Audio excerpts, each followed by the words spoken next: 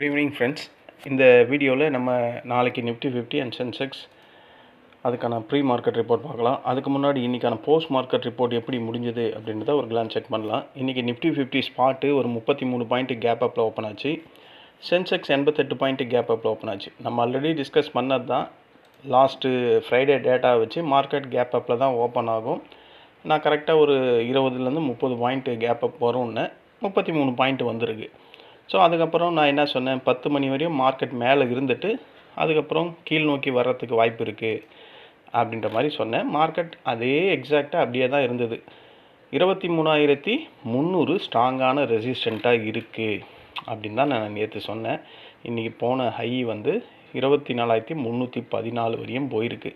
Market அங்கேருந்து கீழே தொப்புன்னு விழுந்திருக்கு. ஓகேங்களா, இது நம்ம ப்ரெடிக்ட் பண்ண விஷயங்கள் தான். ஓகேங்களா, இப்படி தான் நடக்கும்ன்றதை நான் சண்டே வீடியோவிலே சொல்லியிருந்தேன். 24,300 தொட்டவனையும் மார்க்கெட் கீழே தான் வரும் அப்படின்னு.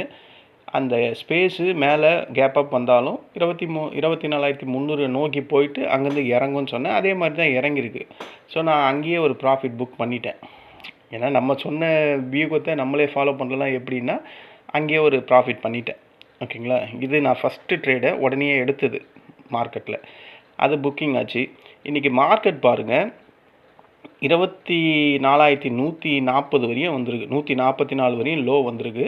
ஒரு கேப் அப் வந்துட்டு அதே மாதிரி ரெசிஸ்டண்ட்டை தொட்டுட்டு அங்கேருந்து சடார்னு கீழே விழுந்துக்கிட்டே இருந்தது மார்க்கெட். 24,144 வரையும் வந்துட்டு மார்க்கெட் அதுக்கப்புறம் 2.25 24,219 க்ளோஸ் பண்ணியிருக்கான். இங்கே கேண்டில் பாருங்களேன், இது ஏதாவது நமக்கு விவரம் புரியுதா? 24,408 வரையும் போன மாதிரி காமிக்கிறான் இங்கே. அதாவது நான் போட்ட 3வது ரெசிஸ்டண்ட்டை தொட்டுட்டு அங்கேருந்து மார்க்கெட்டு 24,219 வரையும் இறங்கியிருக்கு. ஓகேங்களா, அப்போ இவ்வளோ தொலைவு ஏறுது இல்லை? அப்போது இந்த ஆப்ஷன் ப்ரீமியம் கண்டிப்பாக ஏறணுமா ஏறக்கூடாதா? இங்கே இருக்குது மார்க்கெட்டு 24,182 இருந்த மார்க்கெட்டு 24,408 வரையும் போயிருக்கு.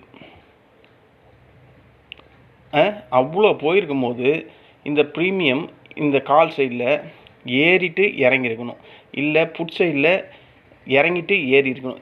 நான் பார்த்த வேல்யூ அப்படியே தான் இருக்குது இந்த இடத்துல. இந்த ரெண்டு பக்கமும் நான் 23,900 நான் ட்ரேட் பண்ணது 291, அவன் 294 இருக்கான். சரி, நான் ஒருவேளை இது எவ்வளோ கீழே போயிருக்குன்னு பார்த்தா 280 தான் போயிருக்கு. ஆனால் மார்க்கெட் எவ்வளோ வந்திருக்கு, எவ்வளோ மேலே போயிருக்கு? 24,400 வரையும் போன மாதிரி இங்கே கேண்டில் காட்டுறான். அந்த மாதிரி இங்கே வரவே இல்லையேன்னு சொல்கிறேன். இந்த இடத்துல ஒன்று ஹை இன்க்ரீஸ் ஆகிருக்கணும், இல்லை லோ இன்க்ரீஸ் ஆகிருக்கு. லோ ஓகே, லோ வந்து இப்போ இங்கே வந்து க்ளோஸ் ஆகிருக்கு 280. அதாவது இந்த லோவை நான் எப்படி சொல்கிறேன்னா, இந்த இடத்துல வரும்போது 280 லோ வந்திருக்கு. எப்போது 24,114 வரும்போது நான் பார்த்தேன் இது 280. இங்கேருந்து இவ்வளோ தொலைவு போனது 446ன்றது அங்கே வந்துதா இல்லையானே தெரில. அதுக்கப்புறம் அங்கேருந்து மறுபடியும் இறங்கியிருக்கு. இறங்குறது பாருங்கள், 280 லோ வந்தது வந்து இந்த இடத்துல. இங்கேருந்து ஒரு 60-70 பாயிண்ட் மேலே க்ளோஸ் ஆகிருக்கு. ஆனால் 280லேருந்து 14 பாயிண்ட் தான் ஏறி இருக்க மாதிரி இங்கே காட்டுறான். ஸோ இது டோட்டலாக வேஸ்ட்டு. எனக்கு தெரிஞ்சு என்னவோ ஒரு கோல்மால் நடக்குது மார்க்கெட்டில். அவன் வந்து இருந்த நெகட்டிவுக்கு வெறும் 33 பாயிண்ட்டு மைனஸ்ன்னு காட்டுறான். இவன் 300 பாயிண்ட்டுக்கிட்ட இருந்தான் சென்செக்ஸ், வெறும் 171 பாயிண்ட் மைனஸ்ன்னு காட்டுறான். அப்போ அந்த 60-70 பாயிண்டெல்லாம் எங்கே போகுது, எப்படி போகுது, என்னன்னே ஒன்றும் புரியல. அப்படி போகிற மாதிரி இருந்தால் ஏன் ப்ரீமியம் ரெண்டு பக்கமும் ஒன்று புட் சைடு ஏறணும், இல்லை கால் சைடு இறங்கணும், இல்லை கால் சைடு ஏறணும், இல்லை புட் சைடு இறங்கணும். எதுவுமே நடக்க மாட்டுது. ஆனால் மார்க்கெட் மட்டும் பாசிட்டிவில் ஒரு 60-70 பாயிண்ட்டு மைனஸ் எரேஸ் பண்ணி 33 பாயிண்ட்டு மைனஸ்ன்னு காட்டுறான். இதெல்லாம் யார் கேள்வி கேட்பா? யாருக்குமே தெரியாது இது ஏன் இப்படி நடக்குதுன்ட்டு. இது இப்படி தான் நடந்துக்கிட்டு இருக்குது ரொம்ப நாளாகவே. எப்போ இந்த அக்டோபர் சீரியஸ் ஸ்டார்ட் ஆச்சோ, இந்த சிஐஎஸ்ன்னு எப்போ கொண்டு வந்தாங்களோ அதுலேருந்து இதே அக்கப்போரு தான். மார்க்கெட்டில் ஒரு கரெக்டான ப்ரைஸ் க்ளோசிங்கே கிடையாது. மார்க்கெட்டில் ஏன் இந்த மாதிரி ஒரு பெரிய அப்ஸ் அண்ட் டவுன்ஸ் வருது, அதுக்கு ரிப்போர்ட்டு கிடையாது. நம்ம எல்லாருமே படித்தவங்க தான் இருப்போம். நமக்கு ஏதாவது இது விளங்குதா? இப்போ இது இவ்வளோ தொலைவு போயிருக்கு, 24,408 வரையும். அப்போ இந்த இடத்துல ப்ரீமியம் கால் சைடில் ஏறணும்ல, ஏன் ஏறல? சரி, அங்கேருந்து இறங்கின மாதிரி இங்கே கேண்டில் காட்டுறான். அப்போ புட் சைடில் ஏறி இருக்கணும், ஏன் ஏறல? நம்மளை எல்லாம் என்ன நினச்சிட்டு இருக்காங்கன்னு தெரில. இதுதான் இப்போ மார்க்கெட்டில் நடந்துக்கிட்டு இருக்குது. 3:15 வரையும் தான் மார்க்கெட் மாதிரி இருக்குது. 3:15லேருந்து 3:40 வரையும் எல்லாம் பெரிய பெரிய ஆளுங்க கையில் இருக்குது மார்க்கெட்டு. அதுதான் உண்மை. ஸோ இதுதான் ஃப்ரெண்ட்ஸ் இன்றைக்கான நிஃப்டி 50ல் ஏற்றம். இந்த நிஃப்டி 50 இன்றைக்கி ஏன் கேப் அப் வந்ததுன்னா, மார்க்கெட்டில் நம்ம ஃப்ரைடே பார்க்கும்போது $94 இருந்தது நிஃப்டி 50. காலையில் அது ஓப்பன் ஆகும்போது $90.30 ஓப்பன் ஆச்சு. இன்றைக்கி போன ஹையே வந்து $92.07 தான் ஹையே போயிருக்கு. காரணம் என்ன? ஏன்னா ஆல்ரெடி அமெரிக்கா ஈரான் மேலே புதிய சாங்ஷன் போட போகிறேன்னு ஒரு நியூஸ் இருக்குது. ஸ்ட்ரைட் ஆஃப் ஹார்மஸ் வழியாக எண்ணெய் சப்ளை பாதிக்கப்படுற பயம் இருக்குது. மிடில் ஈஸ்ட் டென்ஷன் இன்க்ரீஸ் ஆகிட்டே இருக்குது. அப்புறம் ஏன் இது $94லேருந்து $90 வந்தது அப்படின்ற கேள்வி கேட்டால், அங்கே க்ரூட் ஆயிலில் ப்ராஃபிட் புக்கிங் பண்ணுறாங்க. அதுதான் ஒன்று அதுக்கு ஆன்சராக இருக்கணும். வேறு ஆன்சரே இல்லை. ஏன்னா 94 ஹை போகும்போது ரொம்ப பேர் ப்ராஃபிட் புக்கிங் பண்ணியிருக்க வாய்ப்புகள் அதிகம். இப்படி தான் நடந்திருக்கும், வேறு வழியே இல்லை. ஏன்னா எந்த ஒரு பாசிட்டிவ் நியூஸுமே இல்லை மார்க்கெட்டில். க்ரூட் ஆயில் சம்மந்தமாகவும், ஈரான் அமெரிக்கா சம்மந்தமாகவும், ஹார்மோ சம்மந்தமான எந்த ஒரு பாசிட்டிவ் நியூஸும் இப்போ வரையும் இல்லை, நான் ரெக்கார்ட் பண்ணுற வரையும். ஆனால் $94லேருந்து எப்படி இது $90 வந்ததுன்னா, ப்ராஃபிட் புக்கிங் ஒன்று தான் நடந்திருக்கும். ஓகேங்களா? இன்னமும் அந்த சப்ளை ஜோனில் ப்ராப்ளம் இருக்குது. ப்ராப்ளம் டோட்டலாக க்ளோஸ் ஆகிடுச்சானோ அப்படியும் இல்லை. ஓரளவுக்கு ஏதோ தொட்டகுறை விட்டகுறை மாதிரி அங்கே சப்ளை நடந்துக்கிட்டு இருக்குது. சரி, ஈரான் யூஎஸ் போராது ஏதாவது ஒரு பீஸ் டாக்ஸு ஃபைனல் ஆகிடுச்சா? அதுவும் கிடையாது. ஸோ எல்லா பிரச்சனையும் இருக்கும்போது பிரெண்ட் க்ரூட் ஆயில் மட்டும் எப்படி $94லேருந்து $90 வந்ததுன்னா இதுதான் நடந்திருக்கும். ஓகேங்களா? இதுதான் இன்றைக்கி மார்க்கெட்டில் ஏன் ஆயில் இவ்வளோ தொலைவு இருந்து இவ்வளோ தொலைவுக்கு கீழே வந்ததுன்னா இதுதான் ரீசன். இன்றைக்கி நம்ம மார்க்கெட்டுக்கு சப்போர்ட் பண்ண செக்டார் எதெல்லாம் நம்ம மார்க்கெட்டை கைவிட்டது அப்படின்னு பார்த்தா, இன்றைக்கி நம்ம மார்க்கெட்டை கீழே இழுத்த செக்டார் ஃபினான்ஷியல் அண்ட் பேங்கிங். அந்த எஸ்பிஎஸ்சி கீழே விழுறான், ஐசிசி பேங்க் கீழே விழுறான், ஆக்சிஸ் பேங்க் கீழே விழுறான். ஹெச்டிஎஃப்சி மட்டும் தான் இன்றைக்கி பரவாயில்ல, கீழே விழாமல் ஏதோ பாசிட்டிவ் அப்படின்ற மாதிரி முடிஞ்சிருக்கான். ரிலையன்ஸு கீழே விழுறான். பெரிய பெரிய ப்ரைவேட் பேங்க்ஸு, ஐசிசி, ஆக்சிஸு இதெல்லாம் விழுது. ஜியோ பொலிட்டிக்கல் டென்ஷன் காரணமாக ரிஸ்க் ஆஃப் மோடு அந்த சென்டிமெண்ட்டு, அதனால் பேங்கிங் செக்டார் விழுது. நிஃப்டியை இந்த செக்டார்ஸ் தான் கீழே இழுத்துச்சு. இன்றைக்கி ஃபினான்ஷியல் செக்டார் தான் அதிகப்படியாக கீழே இழுத்துது. அப்போ நிஃப்டி 50க்கு சப்போர்ட்டாக எந்த செக்டாரும் இல்லையான்னு கேட்டால் ஐடி செக்டார் நல்லா இருந்தது. இன்றைக்கி ஐடியில் டிசிஎஸை தவிர மற்ற எல்லாமே பாசிட்டிவாக தான் இன்றைக்கி க்ளோஸ் ஆகிருக்கு. அப்புறம் சில கோல்டு ஃபினான்ஷியல் ஸ்டாக்ஸ் எல்லாம் இன்றைக்கி ஃபஸ்ட் கிளாஸாக இருந்தது. எக்ஸ்போர்ட் துறையை சார்ந்த சில நிறுவனங்களோட ஸ்டாக்ஸும் இன்றைக்கி நல்லா பாசிட்டிவாக இருந்தது. ஸோ ஐடி ஸ்டாக்ஸ் பாசிட்டிவாக இருந்ததுனால தான் நிஃப்டி 50 பெரிய லெவலில் கவராமல் ஓரளவுக்கு சப்போர்ட் கிடைச்சிருக்கு மார்க்கெட்டில் அப்படின்றது நம்மளால் புரிஞ்சிக்க முடியுது. ஓகேங்களா? இதுதான் மார்க்கெட்டில் இன்றைக்கி நடந்த நியூஸு. மார்க்கெட்டில் வேறு என்ன நியூஸ் இருக்குது? எல்லாம் நடந்து முடிஞ்ச நியூஸஸ் தான் இருக்குது. கார்ப்பரேட் ஏர்னிங்லாம் முடிஞ்சு போச்சு. ஐடி செக்டார் க்ரோத்து ஒரு 3 வாரத்துக்கு முன்னே நல்லா ஃபஸ்ட் கிளாஸாக இருந்து, அந்த நேரத்தில் க்ரூட் ஆயில் வந்து விலை கம்மியாக இருந்தது. அப்போ மார்க்கெட் ஐடி எல்லா செக்டாரும் ஏறிச்சு. இப்போது 94லேருந்து இப்போ 90க்கு வந்ததுக்கப்புறம் ஓரளவுக்கு மார்க்கெட் வந்து அதாவது இந்த ஆயிலால் இன்றைக்கி பெரிய லெவலில் இறங்கலை, ப்ராஃபிட் புக்கிங் தான் பண்ணியிருக்காங்க. நான் ஆல்ரெடி சொல்லியிருக்கேன், மார்க்கெட்டில் 250 பாயிண்ட் ரெடியாக இருக்குது ப்ராஃபிட் புக்கிங்க்கு அப்படின்னு. எனக்கு தெரிஞ்சு எஃப்ஐஎஸ் இன்றைக்கி செல்லிங்கில் இருக்கலாமோ அப்படின்ற மாதிரி தோணுது. இதுதான் இன்றைக்கான போஸ்ட் மார்க்கெட் ரிப்போர்ட்டு. இன்றைக்கி ரொம்ப பேர் 24,300 ரெசிஸ்டண்ட்டை தொட்டு, சார் இன்றைக்கி ஃபஸ்ட் கிளாஸ் ப்ராஃபிட் சார், ரொம்ப நன்றி சார் அப்படின்லாம் போட்டிருக்கீங்க. தயவு செஞ்சு சொல்கிறேன், அந்த ரெசிஸ்டண்ட்டு நான் போடுற இந்த லைனை பிளைண்டாக நம்பி ட்ரேட் பண்ணாதீங்க. ஏதாவது ஒரு ஸ்ட்ராடல் மாதிரியோ, ஸ்ட்ராங்கிள் மாதிரியோ, இல்லை உங்கள் செட்டப்புக்கு ஏற்ற மாதிரியோ, இல்லை ஏதாவது ஒரு ஸ்ட்ராட்டஜிக்கு ஏற்ற மாதிரியோ இருந்தால் மட்டும் இந்த லைனை யூஸ் பண்ணுங்கள். இன்றைக்கி ப்ராஃபிட் வந்துடுச்சு, ஓகே சந்தோஷம். எல்லாமே எல்லா நாளும் இதே மாதிரி இருக்கும்னு நம்பாதீங்க, தயவு செஞ்சு நம்பாதீங்க. ஓகேங்களா? நான் இருக்கிறத உங்களுக்கு ஓப்பன் செயினை காமிச்சிட்டு தான் இன்றைக்கி சொன்னேன். 24,300 மார்க்கெட் இல்லாத போதே அது ரெசிஸ்டண்ட்டு ரொம்ப ஸ்ட்ராங்காக இருக்குது. 1,50 லட்சத்துக்கு மேலே அப்படின்னு. ஓப்பன் ஆனும் போதே அது 2 கோடிக்கு மேலே போயிடுச்சு ரெசிஸ்டண்ட்டு. அப்போ நான் என்ன சொன்னேன்? அது ஓப்பன் ஆகும்போதே மார்க்கெட் தொட்ட உடனே கீழே விழுந்தான் சொன்னேன். அப்படி தான் நடந்திருக்கு. ஸோ அந்த இடத்த பல பேர் யூஸ் பண்ணி இன்றைக்கி 11 பேர் காலையிலே ஸ்க்ரீன்ஷாட் அனுப்பிச்சிருக்காங்க. ஒருத்தர் ரூ. 3000 ப்ராஃபிட் பண்ணியிருக்காரு, ஒருத்தர் ரூ. 4200 பண்ணியிருக்காரு. ஸோ நல்ல விஷயந்தான். பட் லாஸ் வந்தால் என்னை கேட்காதீங்க தயவு செஞ்சு அப்படின்னு அதுக்காக சொல்கிறேன். ஓகேங்களா? நான் இன்றைக்கி வந்து ஒரு ரூ. 3400 ப்ராஃபிட் பண்ணேன். ஏன்னா இந்த இதுவே நான் யூஸ் பண்ணேன். அதுக்கப்புறம் இந்த இதுவை யூஸ் பண்ணேன். இன்றைக்கி எல்லாமே வந்து 5 கால் பண்ணேன்னு நினைக்கிறேன். 5 காலில் 1 ஃபெயிலியர் ஆகிடுச்சு. அதான் அகைன்ஸ்ட் த மார்க்கெட் போயிட்டேன். அகைன்ஸ்ட் த மார்க்கெட் போனேன். மார்க்கெட் நான் வாங்கினோடனே சடார்னு கீழே விழுந்துட்டான் 15 பாயிண்ட்டு கிட்ட. அதுக்கப்புறம் அது ரெக்கவரி ஆச்சு. சரி, நான் 5 பாயிண்ட்டில் 3 லாட்டுன்னும் போது 15 பாயிண்ட்டா, அதுலேயே வெளியே வந்துட்டேன். அதுக்கப்புறம் அடுத்த ட்ரேட்லேயே அந்த லாஸை ரெக்கவரி பண்ணிட்டேன். இல்லைனா இன்றைக்கி ஒரு ரூ. 6000 கிட்ட ப்ராஃபிட் வந்திருக்கும். கடைசியில் ஒரு 3800 3400 கிட்ட ப்ராஃபிட். ஓகேங்களா? 3 லாட் எடுத்தவங்களுக்கு.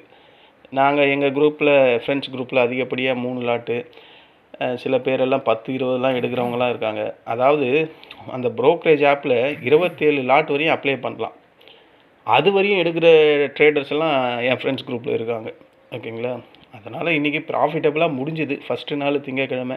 இதுதான் இன்றைக்கான போஸ்ட் மார்க்கெட். நிஃப்டி 50ல் சென்செக்ஸில் எந்த காலம் கொடுக்கல. பட் சென்செக்ஸ்லேயே நான் சொன்ன அந்த ரெசிஸ்டண்ட்டை தான் தொட்டுட்டு மார்க்கெட் இறங்குச்சு.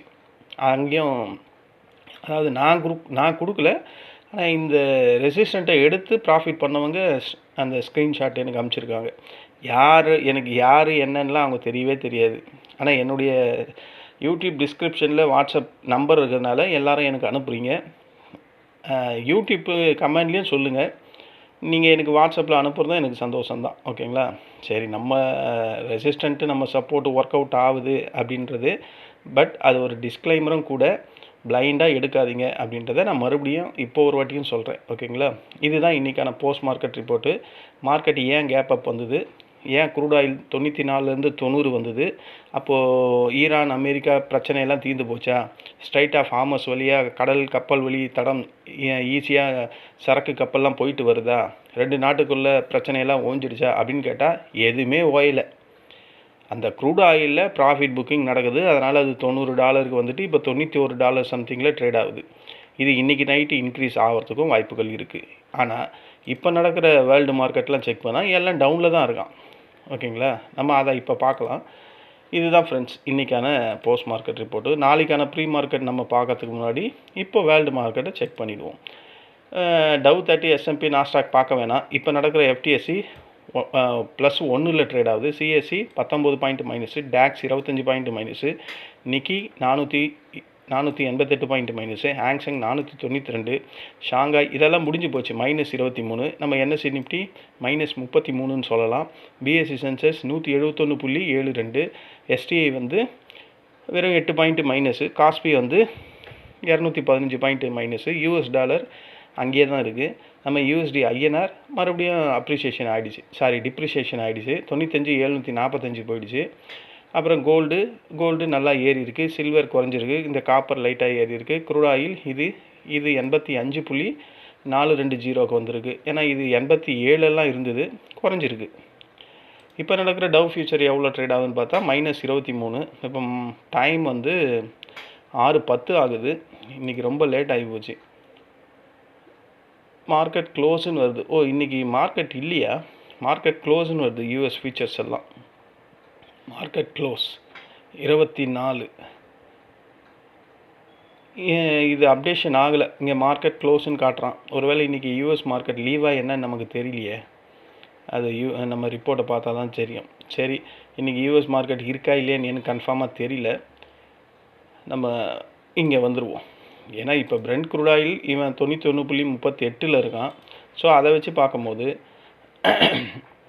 இது வந்து சென்செக்ஸு இன்றைக்கி ரியல் க்ளோசிங் 77,369. எனக்கு தெரிஞ்சு பிரெண்ட் க்ரூட் ஆயில் குறையிறதுக்கு வாய்ப்புகள் இருந்தால் ஒரு கேப் அப் மறுபடியும் இன்றைக்கி வந்த மாதிரி ஒரு மைல்டாக பாசிட்டிவ் கேப் அப் வரலாம். அப்படி கேப் அப் வந்தால் ஃபஸ்ட்டு ரெசிஸ்டண்ட்டு சென்செக்ஸில் 77,523, அதை உடைச்சானா 77,648 க்ளோஸாகவே இருக்குது. அதுக்கப்புறம் 77,770, அதுக்கும் மேலே மார்க்கெட் போகுதுன்னா 77,920.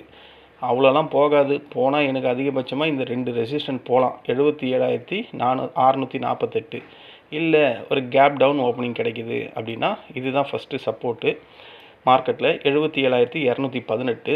அதை உடச்சிதுன்னா 77,100 100 இல்லைன்னா 90 இருக்குது. ஓகேங்களா? அதையும் உடைக்குது அப்படின்னா 76,920. இந்த 3 ரெசிஸ்டன்ட் 3 சப்போர்ட்டு நாளைக்கு சென்செக்ஸ்க்கு இன்ட்ராடே லெவல்ஸாக இருக்கும். அதாவது இந்த கேப்பை ஃபில் பண்ணுறதுக்கு வரும் அப்படின்னு சொல்கிறேன். நிஃப்டி 50 வந்துடுவோம். நிஃப்டி 50 வந்தால் ஆக்சுவல் க்ளோசிங் 24,219.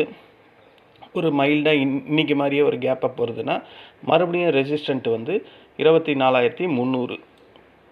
300 வேணால் 313 அதை வச்சுப்போம். ஏன்னா 300 வந்தாவே தொட்டுட்டு இறங்கும். எப்போயுமே ரவுண்ட் நம்பரை தொடும்போது மார்க்கெட் அங்கேருந்து ஒரு 10 பாயிண்ட் போகும். இதை இன்றைக்கி போயிருக்கு பாருங்கள். இதை தான் நான் அடிக்கடிக்கு சொல்லுவேன். நீங்கள் 24,300 வரும்போதே ட்ரேடராக இருந்தால் ஃபோக்கஸ் பண்ண ஆரம்பிக்கலாம். ஓகேங்களா? ஃபுட் சைடில் எனக்கு தெரிஞ்சு மார்க்கெட் அகைன் இதை போய் தொட்டுதுன்னா மறுபடியும் கீழே விழும். ஏன்னா இன்னமும் அது ஸ்ட்ராங்கான ரெசிஸ்டண்ட்டாக